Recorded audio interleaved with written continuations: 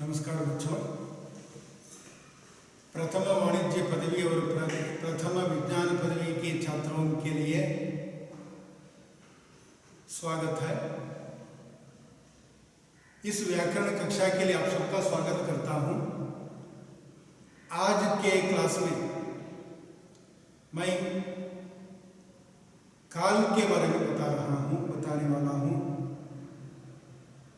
पिछले क्लास में हम लोग देखे थे, परिचित हुए थे कि क्रिया क्या है, उसकी परिभाषा क्या है, इसका स्वरूप क्या है, उसका महत्व क्या है, उसके भेद कौन कौन से हैं, प्रयोग की दृष्टि से, कर्म की दृष्टि से क्रिया के कौन कौन से भेद हैं, इनसे संबंधित थोड़ी सी चर्चा हम लोगों ने की थी। मैं समझता हूँ आप लोग उससे कुछ हद तक परिचित हुए हैं। शब्द के जिस रूप से किसी काम का होना या करना पाया जाता है तो वह क्रिया है। कर्म की दृष्टि से क्रिया के प्रधान भेद हैं, सकर्मक और अकर्मक। द्विकर्मक भी हम सकर्मक से परिचित हुए थे, अकर्मक से परिचित हुए थे। मैं खाता हूँ, मैं फल खाता हूँ, इन वाक्यों में अंतर है। मैं खाता हूँ अकर्मक वाक्य के लिए उदाहरण है, तो मैं फल खाता हूँ इस सकर्मक वाक्य के लिए उदाहरण है, सकर्मक क्रिया के लिए उदाहरण है। और जिस क्रिया के वाक्य में कर्म कारक है वह सकर्मक है, जिस क्रिया के वाक्य में कर्म कारक नहीं है वह अकर्मक है।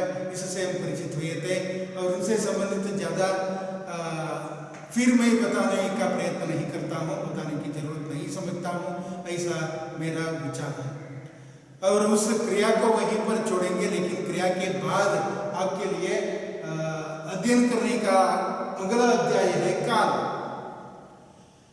काल क्या है? टेंस कहते हैं अंग्रेजी में। काल क्या है? काल किसे कहते हैं?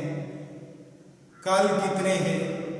और इस भूत, वर्तमान और भविष्य काल के कौन कौन से भेद हैं, इन सब की चर्चा इस काल के अंतर्गत होती है। आज के क्लास में इन सब का परिचय मैं कराने की कोशिश करता हूँ। पहले काल शब्द का अर्थ यह होता है समय। काल शब्द के दो अर्थ हैं। एक है सिनेमा के डायलॉग में हम देखते हैं, मैं तेरा काल हूं। दूसरा है वर्षा काल में, अथवा जो समयवाची शब्द होता है वह भी काल कहलाता है। हमारे लिए या समय चाहिए। अब काल का अर्थ इधर हुआ समय। क्रिया के जिस रूप से काम के होने या करने के समय का बोध होता है तो उसे काल कहते हैं। यही काल की परिभाषा। उदाहरण के लिए वाक्य देखिए, श्री कृष्ण ने पापी कंस को मारा था, सब लोग उनकी जय जयकार करते हैं। जब जब कोई दीन दुखी उन्हें पुकारेगा। ऐसे दो तीन वाक्य हैं, तीनों प्रकार के वाक्य हैं। एक भूतकाल का वाक्य है, दूसरा वर्तमान काल का वाक्य है और एक भविष्य काल का वाक्य है। भूतकाल के वाक्य में देखिए, कृष्ण ने कंस को मारा था, राम ने रावण को मारा था। ऐसे वाक्यों में देखिए, यह भूतकाल का वाक्य है। सब लोग उनकी जय जयकार करते हैं, यह वर्तमान काल का वाक्य है, करते हैं। मारा था भूतकाल का परिचय कराने वाला शब्द है। करते हैं वर्तमान काल का द्योतक है यह शब्द। पुकारेगा तीसरे वाक्य में, जब जब कोई दीन दुखी उन्हें पुकारेगा, उस वाक्य में देखते पुकारेगा भविष्य काल का यह सूचक है। इस प्रकार काल तीन प्रकार के हैं। इन वाक्यों को देखते ही हमें पता चलता है काल तीन प्रकार के, भूतकाल, वर्तमान काल और भविष्य काल। मैंने बता दिया, क्रिया के जिस रूप से उसके होने या करने के समय का बोध हो तो वह काल है। समय का बोध कराने वाला शब्द काल कहलाता है। काल के तीन भेद हैं। ये है भूतकाल, वर्तमान काल, भविष्य काल। काइंड्स ऑफ टेंस: भूतकाल, वर्तमान काल और भविष्य काल। Past tense, present tense and future tense. भूतकाल भूतकाल जैसे शब्द ही बताता है कि क्रिया का व्यापार अब से पहले समाप्त हो चुका है, तो उस क्रिया को हम कहते हैं भूतकाल की क्रिया। क्रिया का व्यापार अब से पहले समाप्त हो चुका है तो वह भूतकाल की क्रिया। क्रिया का व्यापार अभी तक क्रिया का व्यापार जारी है, शुरू हुआ है, जारी है, तो वह वर्तमान काल की क्रिया।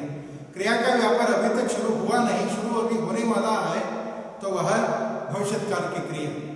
इस प्रकार क्रिया तीन प्रकार की होती है। एक में व्यापार समाप्त हो गया क्रिया का या भूतकाल की क्रिया, दूसरे में जारी है का पता चलता वर्तमान काल, भविष्य काल में शुरू होगा भी व्यापार क्रिया का शुरू होने वाला है, इस प्रकार का भाव व्यक्त होता है। इसलिए काल के प्रधान तीन प्रकार हैं, भूतकाल, वर्तमान काल और भविष्य काल। इस भूतकाल के भी कुछ भेद हैं, वर्तमान काल के भी कुछ प्रकार हैं और भविष्य काल के भी दो भेद माने जाते हैं। इस प्रकार हम देखते हैं काल के इतने भेद हैं। काल के तीन भेद हैं, भूत, वर्तमान और भविष्य। इस भूतकाल के 6 भेद हैं, वर्तमान काल के 3 भेद हैं और भविष्य काल के 2 भेद हैं। भूतकाल के 6 भेद देखिए, जैसे पिछले क्लासों में हम लोग देख चुके थे, मैंने बता दिया था कि इनके भेद इस प्रकार होते हैं। वैसे ही भूतकाल के 6 भेद हैं। सामान्य भूतकाल, आसन्न भूतकाल, पूर्ण भूतकाल, अपूर्ण भूतकाल, संदिग्ध भूतकाल और हेतु भूतकाल। सामान्य, आसन्न, पूर्ण, अपूर्ण, संदिग्ध, हेतु ये 6 भूत हैं, भूतकाल के प्रकार हैं। और उसके बाद वर्तमान काल, इनसे परिचित होंगे बाद में। वर्तमान काल के 3 भेद हैं, सामान्य वर्तमान, अपूर्ण वर्तमान और संभाव्य वर्तमान। सामान्य वर्तमान, अपूर्ण वर्तमान और संभाव्य वर्तमान। भविष्य काल के 2 भेद हैं, सामान्य भविष्य काल और संभाव्य भविष्य काल। यदि आपके लिए इस प्रकार का प्रश्न पूछा जाता है, उदाहरण के लिए काल की परिभाषा लेकर उसके भेदों को बताइए, तो आपको लिखना होगा काल की परिभाषा है क्रिया के जिस रूप से उसके होने या करने के समय का बोध हो तो वह काल है। इसके 3 भेद हैं। उदाहरण लिखिए, कृष्ण ने पापी कंस को मारा था, उस वाक्य में देखते हैं। सही वाक्य लिखिए तो पता चलता है।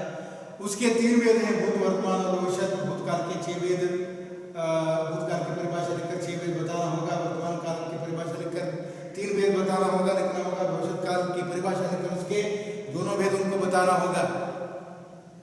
लेकिन ऐसा प्रश्न पूछने की संभावना बहुत कम है। इस प्रकार पूछने की संभावना ज्यादा है। देखिए, काल की परिभाषा लिखकर, उनके लिए देखिए, भूतकाल की परिभाषा लिखकर उसके किन्हीं 3 भेदों को सावधानी समझाइए। विशेषकर परीक्षा में आपके लिए 4 अंक संबंधी प्रश्न आता है। उस व्याकरण में सैद्धांतिक व्याकरण के अंतर्गत 4 अंक संबंधी प्रश्न आता है, तो उस वक्त आपको देखना होगा। ऐसा प्रश्न पूछने की संभावना हो सकती है, भूतकाल किसे कहते हैं और उसके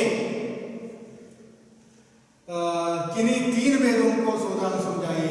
वर्तमान काल किसे कहते हैं, उसके 3 भेदों को समझाइए। भविष्य काल की परिभाषा लिखकर उसके 2 भेदों को समझाइए। ऐसे प्रश्न पूछने की संभावना होती है, तब आपको उतना लिखना काफी है। इस प्रकार भूतकाल से यह पता चलता है क्रिया का व्यापार अब से पहले समाप्त हो चुका है। इसके 6 भेद हैं, मैंने बता दिया। सामान्य, आसन्न, पूर्ण, अपूर्ण, संदिग्ध और हेतु। इस सामान्य भूतकाल से यह पता चलता है कि क्रिया का व्यापार अब से पहले सामान्य रूप में समाप्त हो गया है। सामान्य रूप में क्रिया का व्यापार भूतकाल में होने का पता जहां चलता है उसे हम कहते हैं सामान्य भूतकाल, पास्ट इंडेफिनिट कहते हैं उसे अंग्रेजी में। अध्यापक ने बच्चों को पढ़ाया, कब पढ़ाया, कैसे पढ़ाया आदि प्रश्न उठते हैं और उन प्रश्नों के लिए वह उत्तर नहीं है। अध्यापक ने बच्चों को पढ़ाया।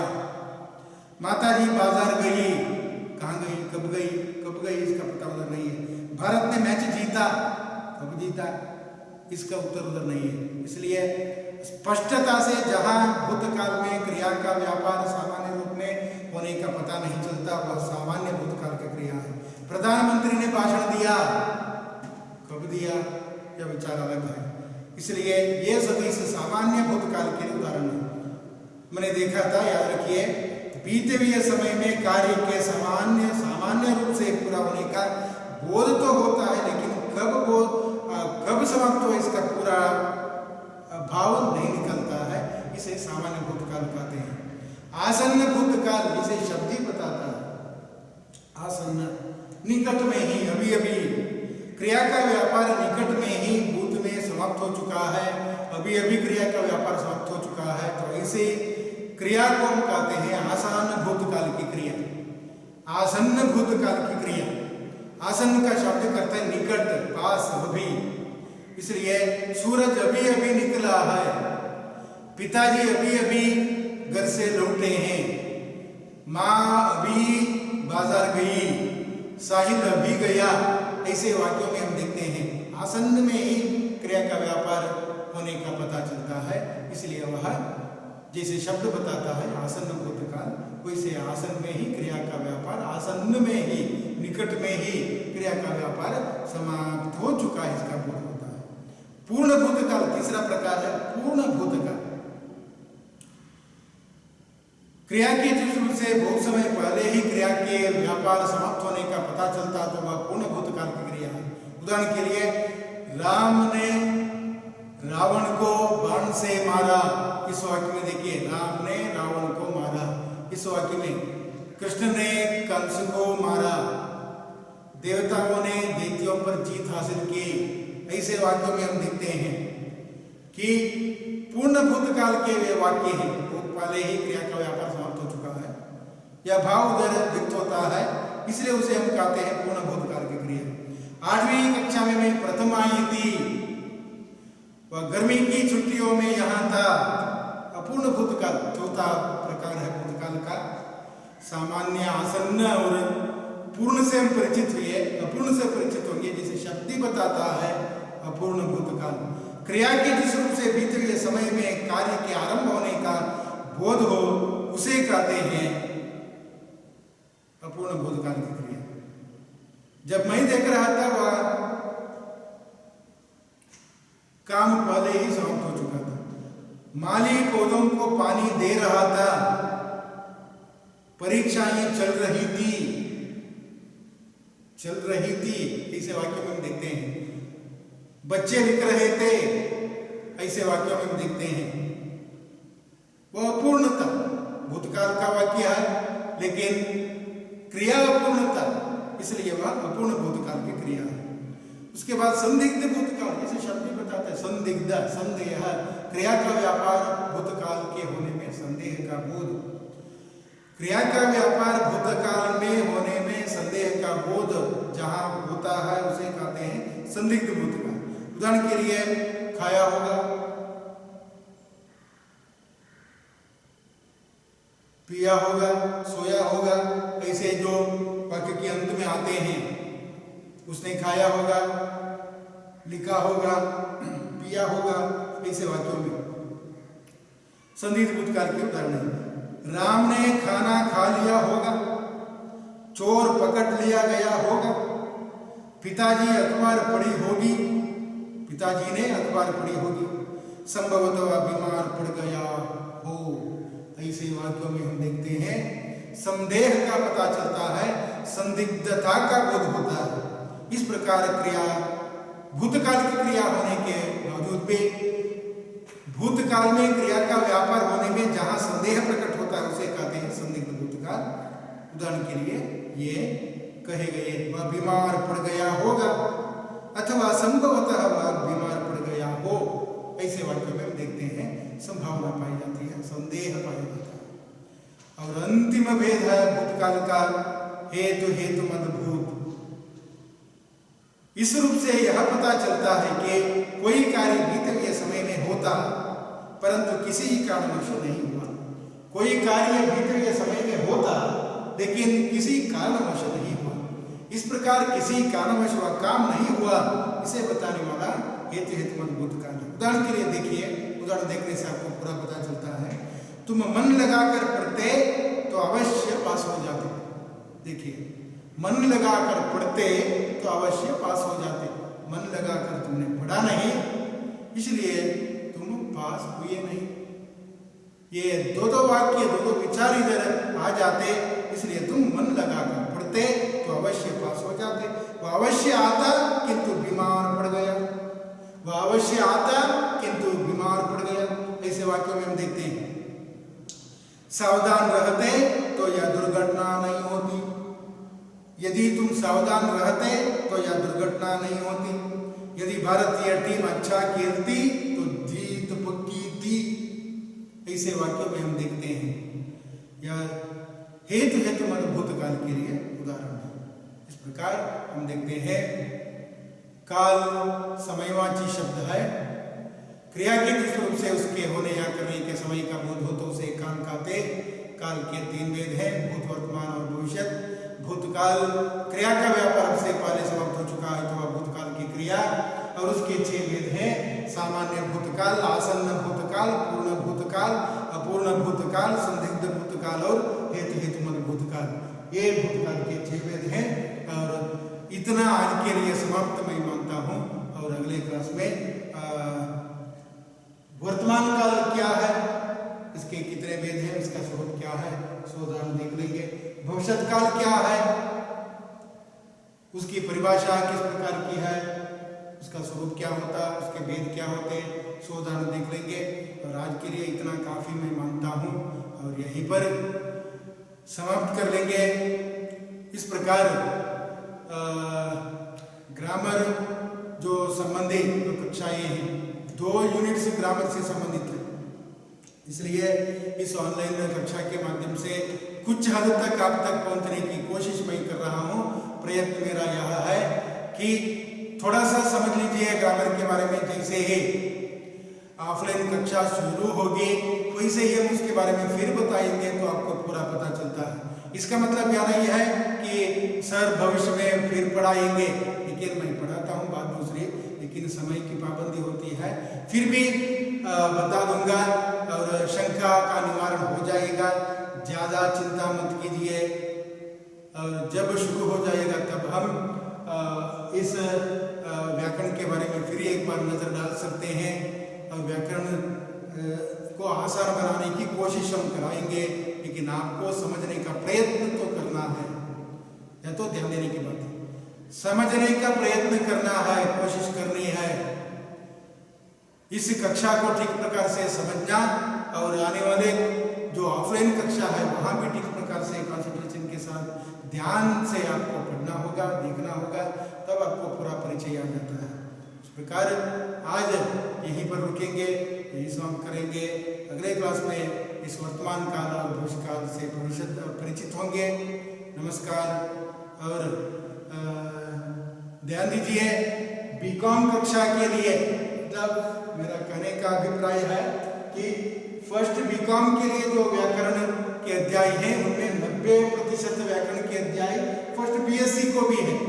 इसलिए मैं बीकॉम और बीएससी के छात्रों को मिला के पढ़ा रहा हूँ, इन दोनों को उद्देश्य करते हुए पढ़ा रहा हूँ और इनसे परिचित हो जाइए, आपको बहुत उपयोगी होगा।